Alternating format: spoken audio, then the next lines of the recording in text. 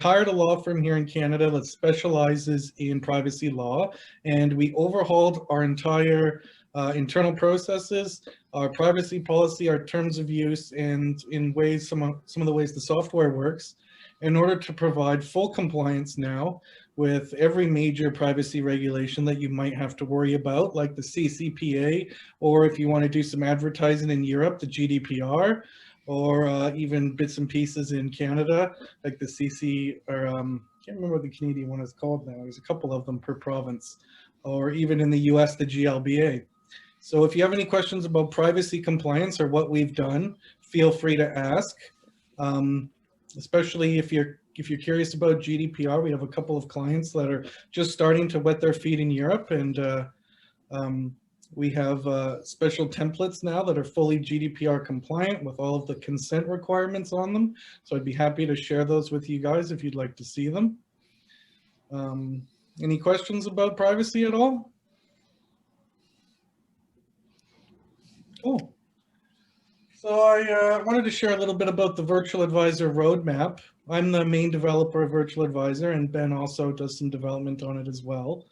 And first, I just wanted to share some interesting statistics about it. We've had over 1 million leads in Virtual Advisor since it started, which is tremendous for us. It's been a great experience, and hopefully it's been a good experience for you guys as well. We've noticed the traffic has doubled every year since we've launched it, so the product has been growing at quite a steady rate. And that's provided an interesting challenge for us as developers to try and keep the servers up and to keep it scaling and growing. And what we found most recently is that I personally spent a lot of time doing server maintenance. We migrated all of our stuff to Amazon, and I spent a lot of time trying to keep the server scaling and maintained and up. And I was realizing that I had less and less time to work on the product itself. And I realized that was a problem. You know, we're a small team and we don't have a dedicated hosting guy. And we don't want to have a dedicated hosting guy. We want to focus on making the product as good as it can be. So we decided to make a move into what's called serverless infrastructure. And so Amazon has this thing they call Lambda. And in a traditional web application hosting environment, the development team is responsible for the servers. So, you know, you pick whatever your server technology is going to be, whether it's Node or Apache or something like that. And then you would rent some servers from Amazon or any hosting company, and you would set it up yourself. And the hosting companies have some scaling utilities, and they can help you scale horizontally or vertically if you need to add more servers or add more horsepower to them. But we decided we just didn't want to deal with anything to do with servers. And so moving to Amazon's serverless infrastructure allows us to basically give the code to Amazon, and they will figure out the best way to host it. And so we don't have to worry about the individual servers or their life cycles or how they scale anymore. We just put the code on their servers and they will scale it for us. So that frees up my time to not have to deal with any, server hosting or maintenance issues, and I can focus entirely on the product. And so it saves us quite a bit of money and time moving onto that infrastructure. Anybody have any questions about that? Cool. So aside from moving our infrastructure, we've been planning a number of user experience upgrades on the platform to try and make the editor even easier to use. I don't know if you guys have had the pleasure of using the editor yet, but we have a custom visual editor for making pathways in Virtual Advisor. So you're probably aware that Virtual Advisor has a number of pathways that you can purchase from us, anywhere from inbound marketing to retention to the admissions pathways. But at its core, Virtual Advisor is a form builder, and you can make your dreams come true in there. Whatever form you'd want to build, whether it be a form to gather information or even just a presentation to maybe be a PowerPoint fill-in with some, maybe some form fields at the end so you can gather information. You can do pretty much anything in the Virtual Advisor editor. So you can make, landing pages, you can make presentations, you can build forms. And I'd be happy to work with anyone if they wanted to try and build anything custom. We're always happy to give people access to the editor. And we have a number of clients that we call power users that have built out hundreds of different forms for all kinds of different things. So we're hoping to make that even more accessible and hopefully get some more people in to make some more pathways. Another thing we've been thinking about doing kind of long-term is that a lot of SaaS products like Virtual Advisor sell the data they collect to third parties. I know Jennifer just talked about that a little bit. And we don't do that. We don't sell the data to anyone.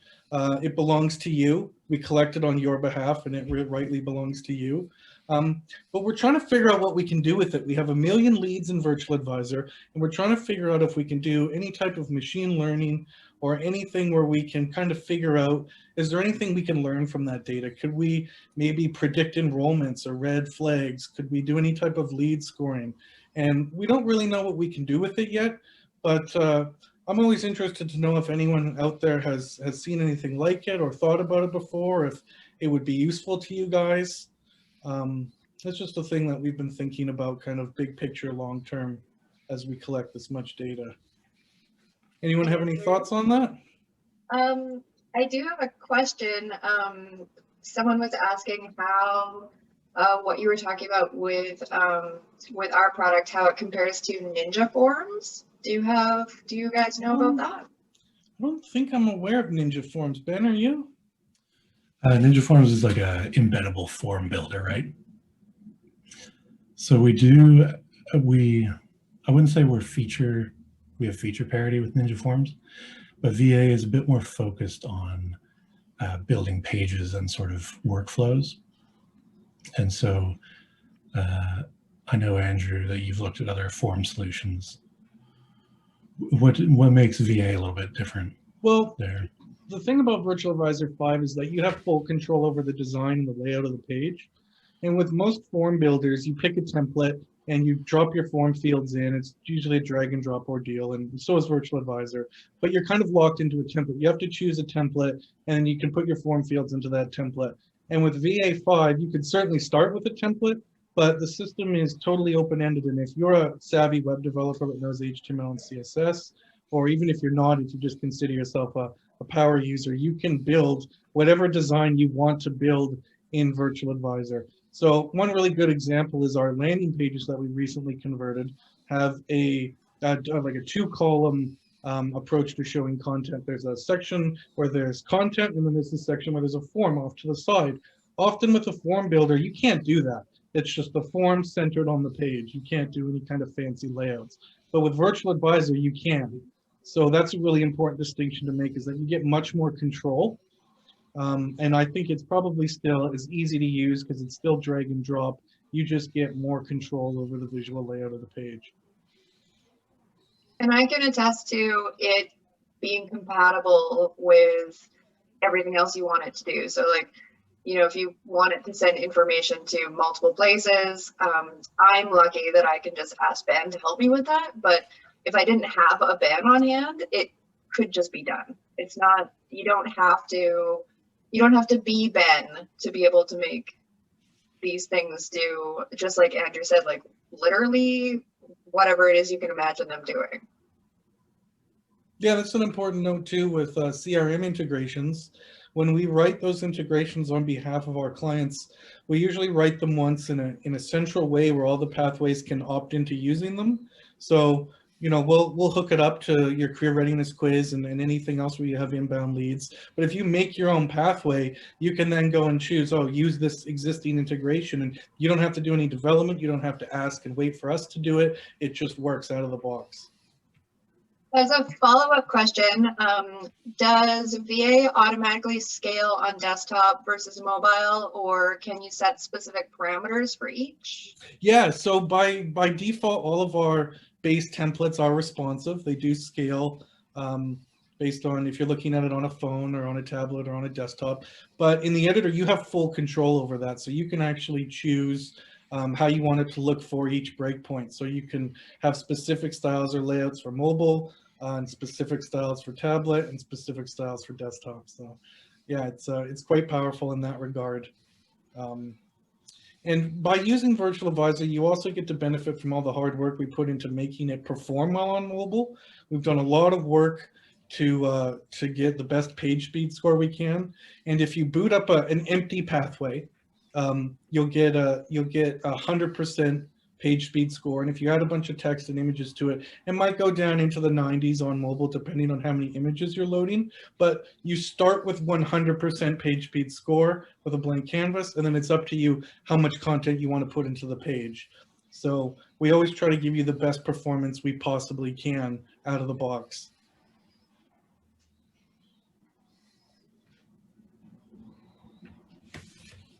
Okay, and Ben, I know you mentioned you had come up with a couple of tools you wanted to share.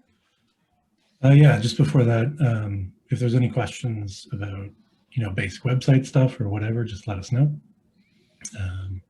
We're here for all of your tech questions. So I came up with just 3 quick tools that I think are handy for any team. We certainly use them. I'm just going to see if I can share my screen here. So just a moment.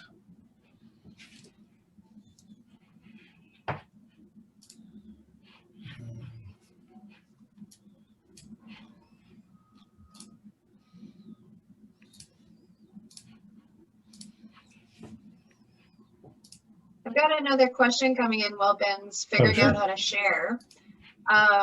So is this a dedicated website development platform, or can you use the form builder on a site such as WordPress? So the forms are embeddable.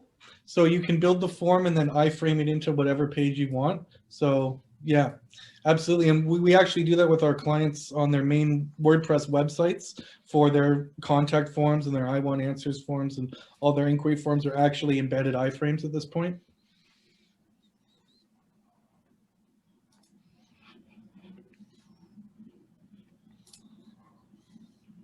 Okay. Should be able to see my screen now, I think. Yep. Okay, so the very first tool here is, it's kind of a technical one, but it's been really handy for us in keeping track of the reliability of our websites. And so one thing we've found is many of our clients who don't host with us sometimes find that they have issues with lead flow. And so one of the things that we like to check sort of right up front is if their hosting is reliable. So you may have a web host who you think is quite reliable and your website never really goes down for a huge amount of time. But what you may have is sort of intermittent issues where it goes down for a few minutes here, a few minutes there. And so somebody may phone and say, hey, your website doesn't work. You go and check and your website's back. And you say, hey, I don't think anything's wrong. So StatusCake is a free tool. There's paid versions of all of these too. But you're able to drop in your website URL. They go and check your site. Every 5 to 15 minutes, they pop in and see if your website's loading and how quickly it's loading, and it keeps track of a whole history of that as well. So if you're having issues with lead flow and you think, hey, what's going on with my site? This gives you a great way to go back to your web host or your agency and say, hey, I think something's a little up there if you start to see dips listed by StatusCake. It's Hey, super you'd be handy. surprised. Oh, sorry. Yeah. Yeah, you'd be really surprised. You might think you're on a stable web host, and then you hook up a tool like this, and you'll notice it'll go down for 5, 10, 15, 20 minutes at a time, maybe in the middle of the night, maybe randomly, but throughout the month, you'd probably be surprised that there are little pieces of blackouts that happen. Yeah, totally true. StatusCake, will also let you do page speed monitoring.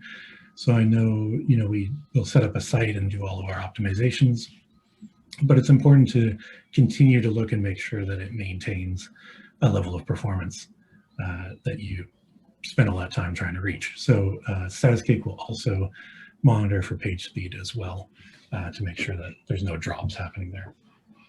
Ben? Yeah. So someone was asking, in the last breakout session, there was mention of Google changing things up to only rank based on mobile performance. Are you guys able to speak on mobile optimization and what to check for? If not, I can definitely have someone follow up with them about this question. I could talk a little bit about that. That's probably something that would need a bit of follow-up as well. So I would recommend that you do reach out to us so we can discuss it further. But there's a couple of interesting lessons I've learned when doing mobile performance tweaks to please Google. And one thing you'll notice when you run a website through the page speed tool, and you switch to the mobile view, because you'll get a nice good score on desktop, and you switch to mobile and it'll kill you. It'll be all red until you're doing everything wrong. And you'll notice a note on that page that says that there hasn't been enough traffic to the page to give you real-time performance insights, and this is from a simulation. And so what Google does is on mobile is they have a mobile device farm of computers that simulate mobile devices, and they run the website on those. And you'll notice that if you're in that category where it doesn't have enough real-time performance or real-world performance to give you an accurate real number, you'll get this simulated number, and it will swing wildly. You'll do it one day, you'll get a 30. You'll do it another day, you'll get a 60. It will swing all over the place. So it can often be sort of a moving goalpost for you to try and achieve, because it depends on what I theorize is the load of their testing cluster at the time. So it's often very frustrating to try and deal with that. And often Google will complain about things that it's responsible for. So one question we get all the time is that the Google page— That sounds about right, yes. will complain about the analytics tracking code. And it's their own analytics tracking code that's sending a header that the page speed tool doesn't like. And there's really not much you can do about it. So there's a lot of things that the page speeds tool will raise as sort of red herrings that don't actually affect the true performance of the page. They're just more like theoretical things that could impact the performance of the page. So we always aim to gear the site for real world performance. And we use webpagetest.org to truly know the true performance, not just what Google's simulated cluster thinks the performance is, but what the actual real world performance is. And we work against that because at the end of the day, we want to please the users first. We want them to have the best experience, and then we'll work on Google's quirks after. That makes sense. Thank you. Yeah, okay. I guess any more questions?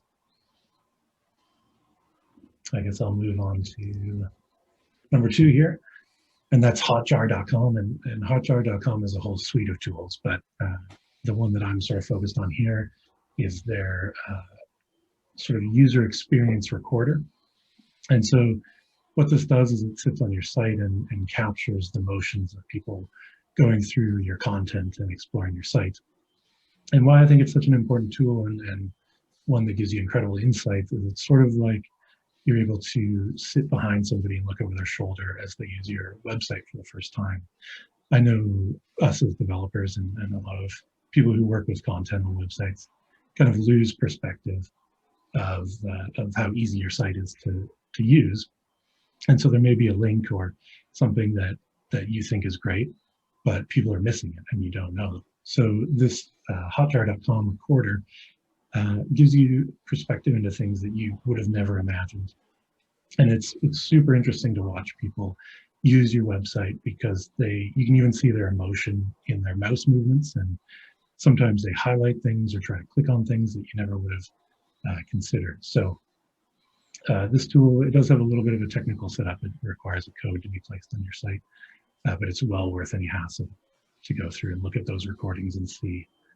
I know we've pulled lots of A/B tests out of seeing people interact with our websites. Hotjar is a great tool. It's one of the most accurate as far as recording a video of user actions is concerned. The earlier versions of services like Hotjar were not very accurate. They wouldn't load all the CSS of the page, right? So things wouldn't quite line up. Hotjar is very accurate, one of the best as far as recording goes.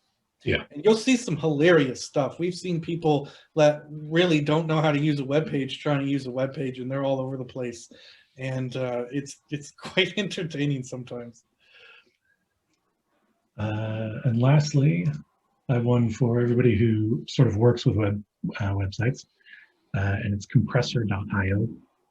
One of the biggest things on your website is images, obviously. And so in speaking to page speed, keeping your page speed score good, you need to compress your images.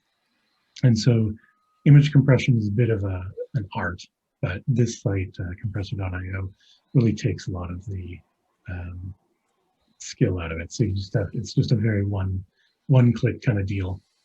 Drop your image in, compress it. You can see on my example there, it's saved 61% off of an image, which is pretty huge. So it'll shave off any of the unnecessary stuff and just give you a nice clean image that you can throw up on your site. And those are my 3 sort of quick, easy tools that we use here and that might be helpful for your team. Thanks, Ben.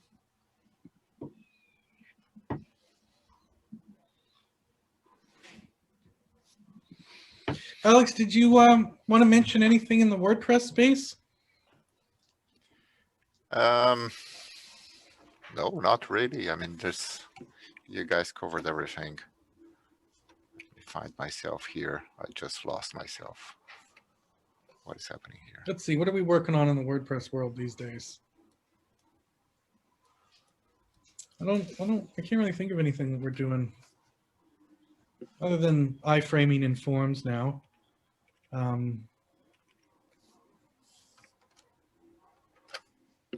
Where is myself? Hello? I disappeared from everywhere on my screen here. While Alex tries to find himself, someone was saying, there it is.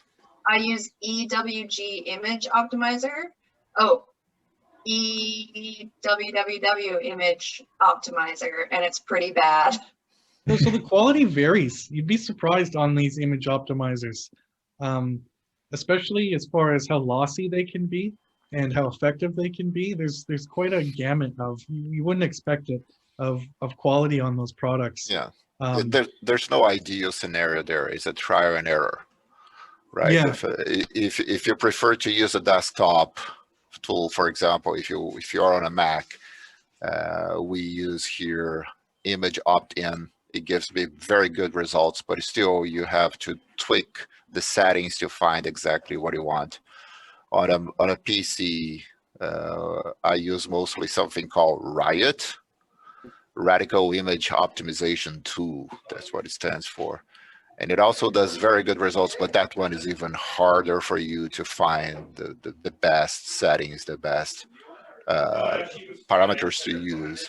And again, you will have to try. So take your original image, change the settings, run it, see the results, compare one result with the other. And at the end of the day, is a compromise between performance and quality. The worse the performance, the better the quality, and the opposite. You can get something that is a very small size image, but then it gets grainy, it gets not as sharp, it doesn't look as professional.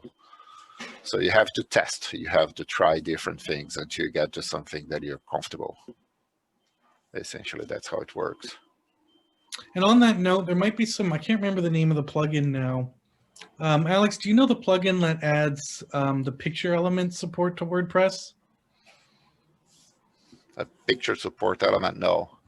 So there's a web standard, it's called the picture element, that tells the browser what image to load depending on the pixel density of the screen, so whether they're on a retina, how big their browser is. So let's say you're loading a big hero image, and back in the old days, you would just upload one image, it would be a giant image, and everyone would see that image. Even if you're on a smartphone, you'd load this giant image. And the picture element is it's a reasonably new standard, and there's WordPress plugins that will enable it for your site that basically take that image and resize it 100 different ways so that there's a version of that image for every possible screen size out there. And then when that image is rendered on the website, it will choose the correct image size for the browser. So if someone's visiting your site on an iMac, a 5K iMac, and they've got it full screen, they'll get the big, huge, juicy image. And then if they're visiting it on a smartphone, they'll get a smaller version of the image so that it loads faster. Yeah, that's the standard that WordPress uses by default, but you're going to have plugins that will allow you to have more options, not only on sizes, but also on formats. So PNGs, JPEGs, WebPs, but on top of my head, I can't remember the name of a specific plugin that I could recommend people to use. I'm sure it changes a lot. I don't even know if it might even be a native feature at this point. Yeah, it's been a while since I've worked on WordPress.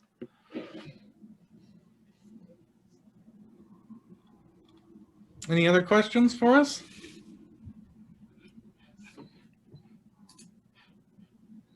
So Nicholas, you've asked a few questions. Can I ask what do you do?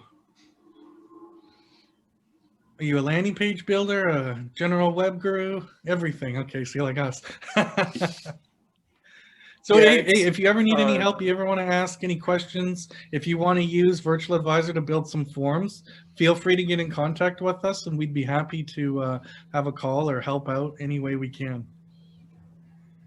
Yeah, I'm technically director of marketing, but I do Okay, like literally the been there, website, the landing pages, yeah. So, and it wasn't something I was formally trained how to do. I sort of just bought a bunch of textbooks and Okay, yeah. got the domain and went from there. Well, So it's been a that's learning experience, but that's one thing that I've always found really interesting about web development in particular is that it's very difficult to go to school to learn because it changes so rapidly. Schools usually yeah. can't offer a course on it. No. So Yeah. it's really one career where you have to be self-taught. And it's very interesting to me that it's evolved that way. Yeah, I've learned so much, and I like going to these events because I mean, besides considering getting enrollment resources, it's always good to see how people approach these problems. And actually, I just checked our status cake, and it's Right. exactly what I feared. Our images are just totally Right. bogging down our site, even with that third-party plugin I'm using. Right. And it's telling me, it's giving me a 80% optimization score, but then I check status cake and it's like a 5,000 millisecond loading time for some of these pages with big Ouch. images. Yeah. So I'm probably going to check out Riot and compressor.io and see if they can give me some assistance in that realm. So are you on Mac or PC? PC. PC, Yeah. okay. I don't know if Image Optim is on PC, but No, it's Riot not. would probably be a good alternative. Yeah, and it's a very old PC. That's the other exciting aspect to my job. It's if I can get a page to load, it's all good. Or even open up an image to edit it. Right. So these tools are always extra useful. Right, yeah. The online tools might help a little bit better in that regard then. Yeah, because I pretty much can only use Paint like natively on my computer. Anything else crashes it. So. Oh, really? Oh, wow. Yeah, compressor.io should be your tool then, I think. Or, there's probably other WordPress plugins that do it. But I can't think of any off the top of my head. There's just so many out there now. You just have to trial and error. Yeah, I usually just go with the highest rated one, like the one that has the most stars and the most reviews. And this one did, so I'm. Now but we use that's WordPress. We use a couple plugins that boost performance in WordPress, right, Alex? Like I'm trying to remember one that rearranges where the JavaScript and CSS includes are on the page. Auto-optimize. Auto-optimize. Yes. Is a really useful plugin if you're chasing 100% page speed score. It's fairly technical and it can take some trial and error, and you probably break the site a few times using it like we have, but we could always help you with that one as well. But it is legendary as far as getting around some of the restrictions in WordPress so that you can appease Google's page speed. Yeah, if you're gonna try that plugin, you definitely should go for a staging environment. Put your site somewhere that is not visible to the general public. Install, activate, and then start to play with all the settings. There's a lot of settings there. It really moves things around in terms of JavaScript and CSS. So I would say at first install, you have a close to 100% chance of breaking the site. And you have to go and tweak and move things around until you get to a place where you really get a good performance without compromising the site itself. Well, I've broken the site many times in my learning of the program, so it's something I'm familiar with. So you mentioned that you're looking to stars and installations of plugins. One thing that is very important for you to look when you're installing a new plugin also is the frequency the frequency that it has been updated and when it was updated last time. So you were aware that the plugin itself is active, that you have a team behind it that is keeping it alive. We had experiences in the past where we had to basically run to move from one plugin to another one just because the project died. And now you were scrambling to find something to replace that and keep your site moving. So look into all the change logs so you can see if it is being updated once a year, once a month, once each 3 months, the last update 2 months ago, or the last update 2 years ago. That's very important. So another plugin that we found useful, I think it's called iTheme Security. It's a security plugin. WordPress is full of security holes, especially if you're installing third-party plugins. Oh, yeah. And Yes, that it is. iTheme Security can help you lock it down. Won't guarantee it, but it can make a big difference. it definitely Yeah, helps. We're using a WordFence currently. Okay. Had to upgrade to the paid version, but it did make a world of difference. The paid version, not the free version, left us vulnerable, but the paid version seems to be okay. One Okay, well, thing, thanks for coming today, everybody. It looks